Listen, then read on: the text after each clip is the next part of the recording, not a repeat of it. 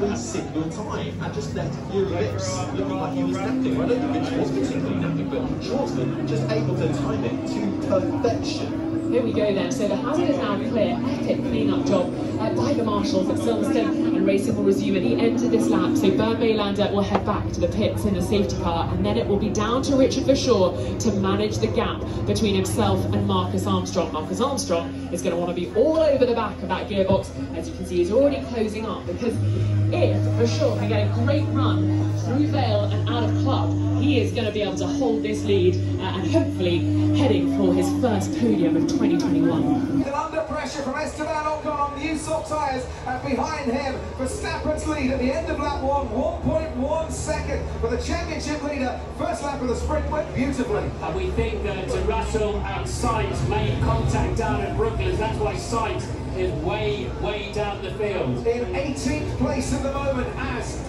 Lando Norris tries to put a little bit of pressure on Fernando Alonso going into Brooklands. You can see the start here, and the brakes are on fire as the lights go out. Look at the flames on the left-hand side. Look at how Max Verstappen got away.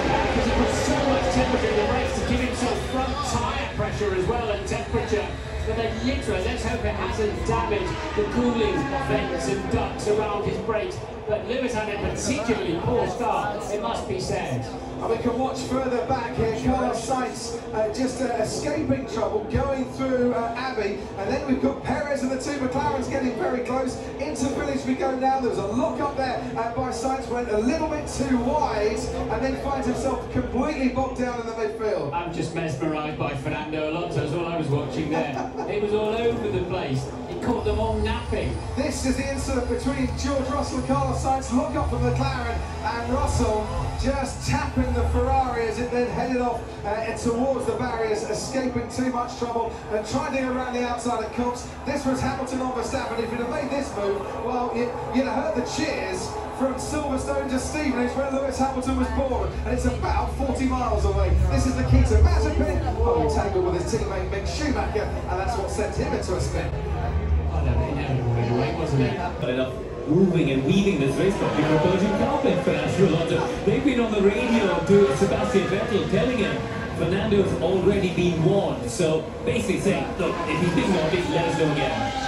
But this was different. This wasn't just weaving down the straights that we've been looking at, haven't we, since the beginning. This was moving in the braking zone, and they take a much dimmer view of that still in the stewards. You can't do that out braking into a corner. You just can't do it.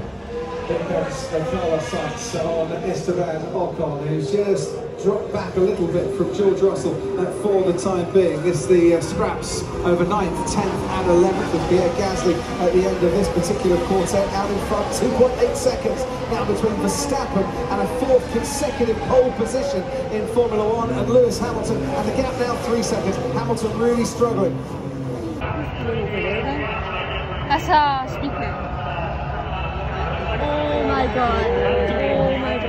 It took the gamble, I guess, with the self-guards at the start. Which looked like he could be something really interesting, and hopefully he gets his jump back. But then being your teammate was the one that was going to try to do something different, and obviously then the car was the first lap didn't happen. I think the was part as well. Then 1 hour of practice left.